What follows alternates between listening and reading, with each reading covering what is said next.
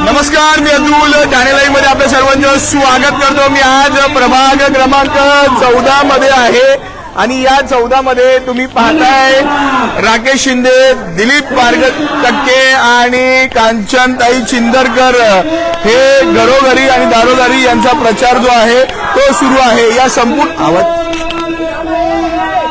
आपण जर पाहिलं तर या संपूर्ण प्रभागामध्ये शिवसैनिक हे जे आहेत तिन्ही उमेदवार यांनी आता आघाडी घेतलेली आहे, कारण एक उमेदवार या संपूर्ण प्रभागामध्ये बिनविरोध विजयी झालेले आहेत। आज त्यांचा घरोघरी आणि दारोदारी प्रचार सकाळपासून सुरू झालेला आहे।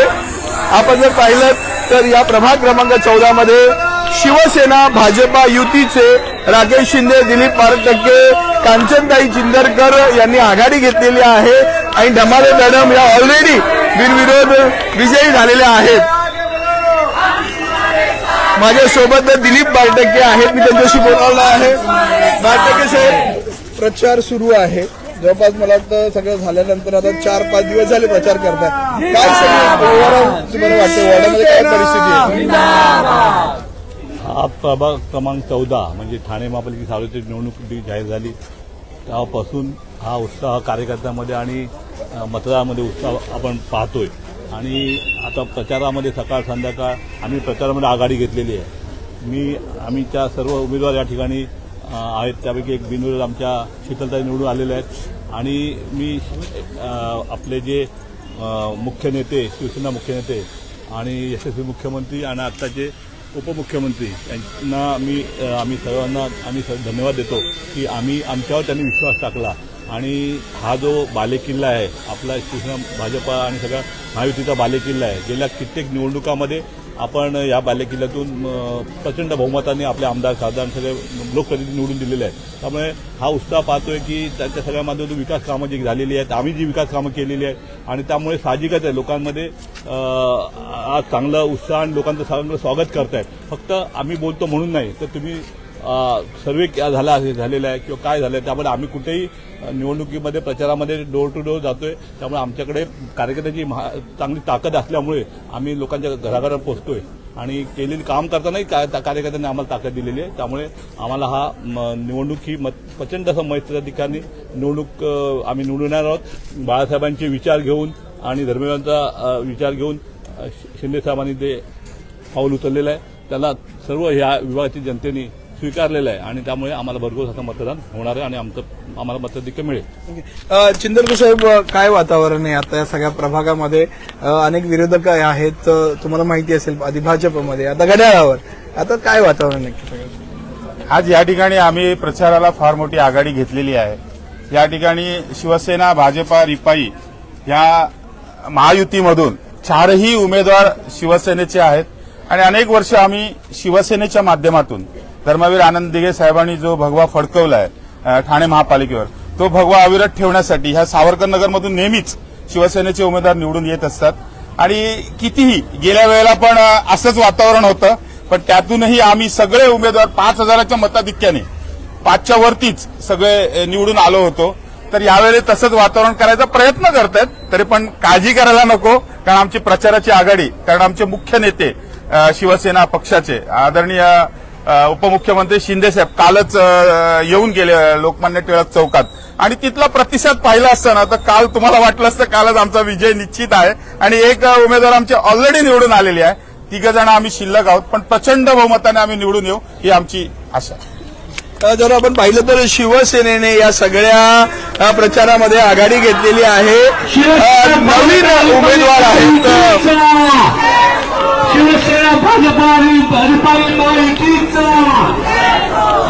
राकेश शिंदे माझ्यासोबत आहेत। मॅडम, मी तुमच्याकडे येतो। राकेश शिंदे माझ्यासोबत आहेत। राकेशजी, गेल्या अनेक वर्ष अनेक निवडणुकांमध्ये सगळ्यांचं काम करत होतात, आज उमेदवारी मिळालेली आहे, तुम्हाला कसं वाटतं? पहिले उमेदवारी मिळाली, कसं वाटतं मला सांगा? ह्याच्यासाठी मला पूर्वेश सरनाईकांचं धन्यवाद मानायचं आहे की त्यांनी मला त्यांची जागा दिली आहे। दुसरं, यांनी केलेले विकास कामं, त्या विकास कामामुळे इथे जो मिळतोय प्रतिसाद, प्रत्येकाच्या घरात जातोय आम्ही, दरवाजात जातो, ते बोलतात खूप चांगला, आणि त्याच्यानंतर जो मी लोकांचं घेतलेल्या समस्या त्या मी माझ्या वचननाम्यामध्ये टाकलेल्या आहेत. आता त्या पूर्ण मी करणार. बाकीची तर कामं यांनी केलेलीच आहेत. आता मला उरलेली कामं मला ठेवली ती करायला तुम्ही करणार असं आपलं ध्यास आहे. ज्या दिवशी तुमची उमेदवारी डिक्लेअर झाली त्या दिवशी इथे लोकांमध्ये चर्चा होती की सरनाईकांनी एका सर्वसामान्य कार्यकर्त्याला इथे संधी दिली. आज कार्यकर्ता म्हणजे पूर्वी सरनाईकांचा इथे क्लेम होता ते नगरसेवक होते, त्यांनी स्वतःची उमेदवारी नाकारली पण तुम्हाला संधी दिली. लोकांमध्ये त्याबद्दल काय चर्चा आहे? मला अजूनही विश्वास बसत नाही की मी नगरसेवकला उभा आहे. मी ह्या कार्यकर्त्यांसारखंच वागतो यांच्याबरोबर आणि यांच्यावर फिरतोय ना तर मला असं वाटत नाही की मी नगरसेवक बनायच्या पदावरती आहे, पण बनणार. यांच्यामुळे माझं समोरच्याला आपण डिपॉझिट घालू हे आपल्याला आहे.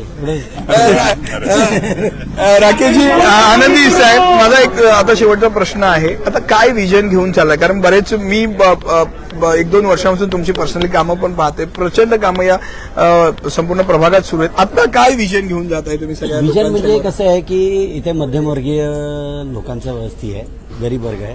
तर यांचे रॅशन कार्ड, यांचे आधार अपडेट, यांना मिळणारे जे दाखले ते आपण दरवाज्यात आणले. 365 दिवस सुरू आहे. 365 डेज चालू आहे. आणि आता आपण काय केलं, आपल्या ऑफिसमध्ये होता ना ते आपण त्यांच्या दरवाज्यात आणणार. म्हणजे आधार कार्ड पण त्यांच्या घरी जाऊन बनवणार. जे बेड रेस्ट आहे, ते जे बेड रेस्ट म्हणजे वयस्कर लोक आहेत की त्यांना तिथे येता येत नाही, तर आपण त्यांच्या घरी जाऊन ती सोय देणार. असं केलं आपण, ते नियोजन केलेलं आहे. नाही, सगळ्यात महत्वाची ही गोष्ट आहे. कसं आहे माहिती आहे का, हे सगळे मध्यमवर्गीय यांचे एकदम बेसिक इश्यूज असतात. कोणाचं आधार कार्ड अपडेट करायचं, इलेक्शन आयडी, ह्या सगळ्या गोष्टी. या 365 दिवस राकेश शिंदेचं इथे ते या गोष्टीचं सेंटर आहे. मोफत असतं आणि ते नंतर आता दारादारात घेऊन जाणार. हा विकासाचा वादा आहे. राकेश शिंदेचा हा वचननामा आहे. बरं, या विकासाच्या वाद्यावर मी उद्या बोलेल, परवा बोलेल पूर्णपणे, पण एक विकासाचा वादा राकेश शिंदे जे आहेत या प्रभाग क्रमांक 14 साठी देऊन आलेला आहे. तर थोडंसं मी याच्यातले काही पॉइंट्स जे आहे ते पाहणार आहे. या केलेल्या म्हणजे आतापर्यंत एवढी कामं केली आहेत, म्हणजे नगरसेवक नसताना सुद्धा या प्रभागामध्ये जर आपण पाहिलं तर ऑलरेडी मला वाटतं एक मोठं पुस्तक तुम्ही तयार केलंय कामांचं. तरी 2-4 पानं कमी. ही सगळी कामं राकेश शिंदेंनी केलेलं आहे आणि वचननामा प्रभागाच्या विकासाचा ते काहीच दिवसात म्हणजे एकदा उद्या किंवा परवा आपण तो वचननामा सगळ्यांसमोर आणू. परंतु प्रभाग क्रमांक 14 मध्ये या सगळ्यांनी आघाडी घेतलेली आहे.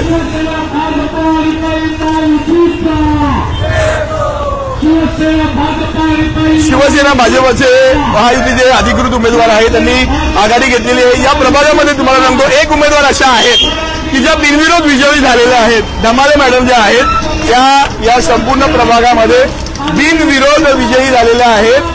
परंतु तरी सुद्धा धमाले मॅडम बिनविरोध विजय तरी सुद्धा प्रचारात आहात. सकाळपासून तुम्ही देखील फिरताय.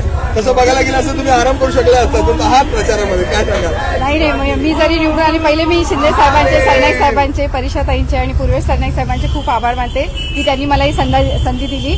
आणि ती पण आमचे 12% साहेब आहेत, जे पहिले खूप हुशार नगरसेवक म्हणून निवडून आलेले आहेत. पुन्हा चिंदरकर मॅडम आहेत, यांच्याबरोबर संधी दिली. राकेश भाऊ आमचे नेहमी कार्यरत असतात, जे 24 तास जे कार्यरत असतात ते, त्यांच्यावरची संधी दिली. ह्याबद्दल मी त्यांचे खूप आभारी तर आहेतच.